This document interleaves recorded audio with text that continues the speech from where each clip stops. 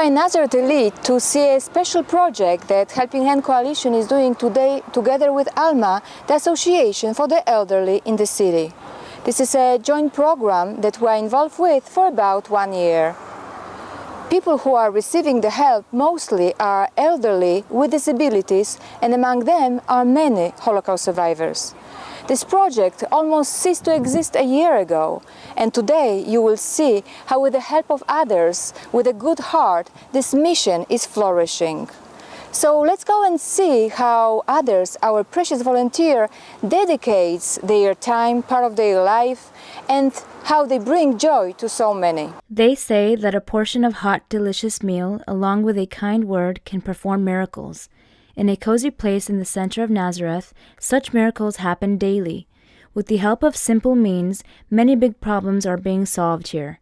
For many people who cross the threshold of this house, tasty food and the warm welcome of the hosts is their sole source of joy and the ability to look into the future. Please tell me, what is the Alma Project? Tell me what you are doing in Nazareth. Why specifically in Nazareth? Alma is an organization in Nazareth for the elderly people which gives help to various people who are in need for it. To start with, there are people who do not feel safe in their homes.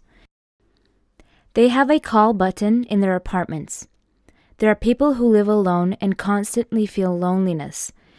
They can at any time visit our club. Also for people who have physical disabilities, we have nurses who can help them in their apartments. They help them to take a bath, to prepare a meal, to buy food, to clean up at home. They also help to sort out various forms of paperwork. Mainly, they live with their families. When a family goes away on vacation and does not want to leave the elderly without supervision, they can, during that time, place them in a hotel for 2 weeks or even for a month. Similarly, elderly people who do not have families can live at homes for the elderly. As an organization, we hold different kinds of activities. There are places where they can come and practice their hobbies. We have a room for music. In the evenings, we hold many lectures, and of course, we have dancing. Every Friday, we supply food that is sufficient for 2 days.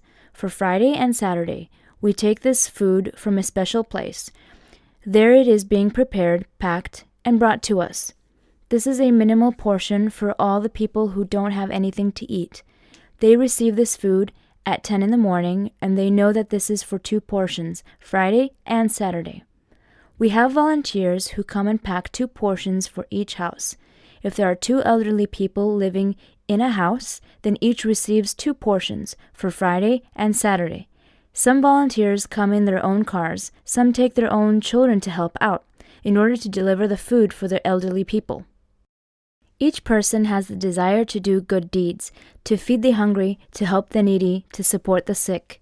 The volunteers who work in the organization, Alma, did not hold back from helping out. I would like to tell you a bit about the people to whom we deliver the food. First of all, we receive their names from the city municipality. These are the truly needy people.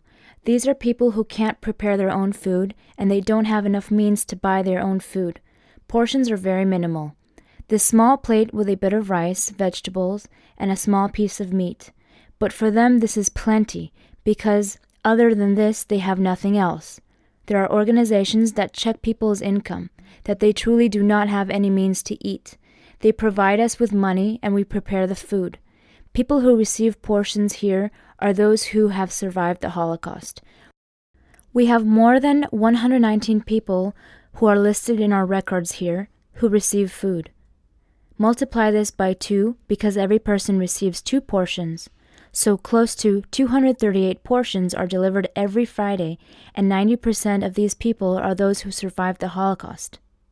How much does a meal cost? A meal, 1 portion, costs several shekels. Each receive 2 portions. The money that we receive from the fund covers 2/3 of the cost of a meal. Besides food expenses, we also have expenses for cars, for the drivers, for gas, as well as the man who cooks for us in the kibbutz. He also receives money for that. so the money covers 2/3 of expenses. The rest of the expenses we cover ourselves.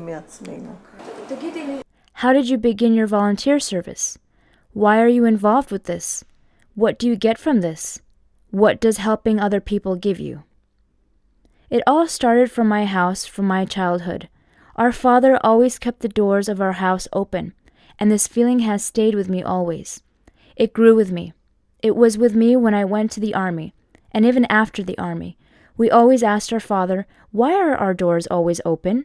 And he would answer, "If anyone needs to come in and eat, he may do so."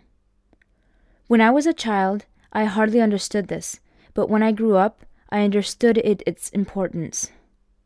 We had a large family. My mother would cook a lot, and with our responsibility, the responsibility of children was to deliver this food to the needy. There was an incident that I could not forget for the longest time. The man who came from Morocco would dress in long white clothes. During childhood, I was very afraid of him. I told my father that I do not want to go to him to deliver food, and my father replied, "You know, just take the food, leave it on his table, and run away. He will see it on the table and would take it."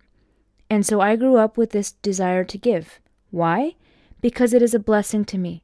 It is good for me when I give to somebody. I feel better from doing that.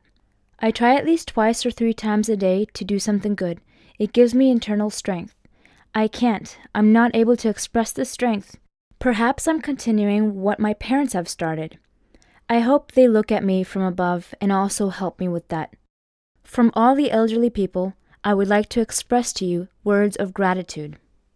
It is hard to believe, but a few shekels is a fed elderly man, a man of strong history who has survived the horrific hunger of the ghetto and the concentration camps. Each of us can become a small part of the big ministry of the Helping Hand Coalition. The hope in this service is to improve everything for these people.